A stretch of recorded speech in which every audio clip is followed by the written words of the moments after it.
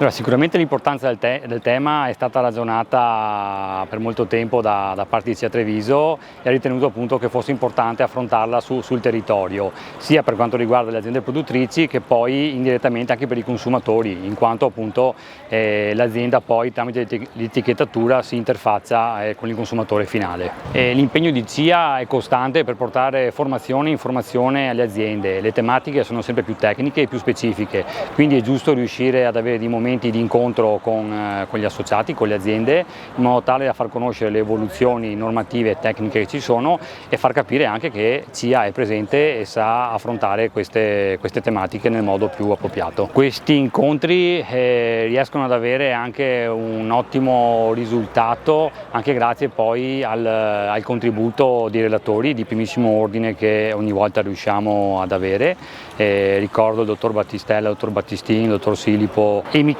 Zanardo come professionista che si occupa appunto del tema etichettatura. Un ringraziamento ulteriore va oltretutto a Banca Prealpi San Biagio per il suo contributo costante nel tempo che ci permette appunto di realizzare questi incontri, di farsi conoscere a sua volta e anche i nostri soci ritrovano nel loro operato degli ottimi servizi.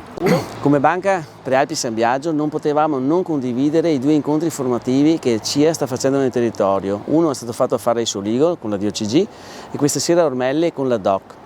L'etichettatura del vino è un argomento molto importante, è sottoposto anche a rigidi controlli ma a rigide anche normative. Se pensiamo che la DOC ha movimentato nel mondo 638 milioni di bottiglie e quindi a ogni bottiglia corrisponde un'etichetta, è chiaro che incontri come questo, dove ci si confronta tra produttori, vinificatori e tra enti certificatori,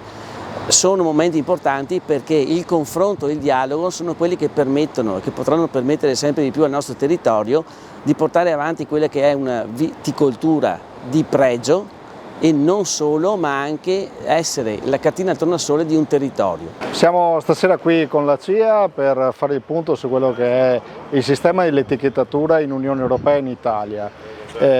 Ripercorriamo tutta quella che è la normativa quadro generale che da un po' di anni viene applicata nel sistema dell'etichettatura del vino e andiamo a trattare un paio di novità che riguardano le informazioni relative allo smaltimento degli imballaggi e quella che è la componente della dichiarazione nutrizionale e dell'elenco degli ingredienti che sarà applicata dall'8 dicembre 2023.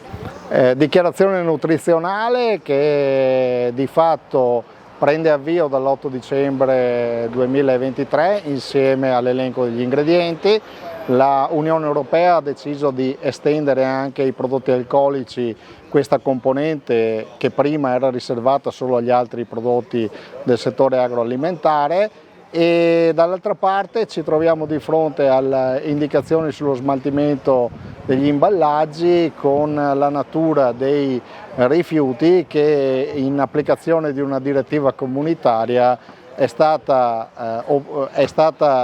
introdotta dal sistema legislativo italiano un decreto legislativo che ci dà indicazioni precise su quella che è la raccolta differenziata e su quelli che sono i codici di smaltimento degli imballaggi e quindi su questo tenteremo di dare chiarezza per quanto in nostra facoltà. Sì, l'etichettatura del Prosecco dobbiamo partire, fare un passo indietro, ovvero cosa rappresenta il Prosecco per quest'area. Con 638 milioni di bottiglie risulta la produzione più importante per la regione Veneto, nonché anche dell'area del Friuli, visto che è una DOC interregionale. È un prodotto che per l'80% va all'estero, quindi l'etichettatura è fondamentale. Ci sono tutte le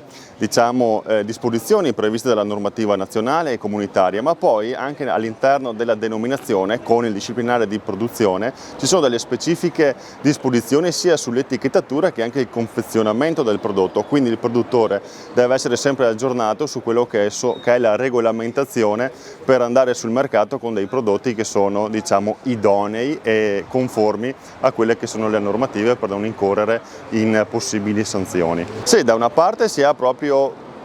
essere come custode del disciplinare, quindi poter apportare anche delle modifiche per migliorare l'etichettatura e il confezionamento, per tendere sempre a un miglioramento qualitativo, ma anche sotto l'aspetto dell'immagine del prodotto, no? Dall'altro di supporto, perché molte aziende chiedono, diciamo, se le indicazioni sono corrette, quindi attraverso dei specifici vademecum che poi comunichiamo alle aziende sanno sempre come, diciamo, creare e confezionare delle etichette, diciamo, a prova di controllo. E quindi questo è quello che facciamo come consorzio, che fanno anche i colleghi di altri consorzi, quindi sostanzialmente le nostre strutture sono parte delle aziende agricole piuttosto che poi degli imbottigliatori,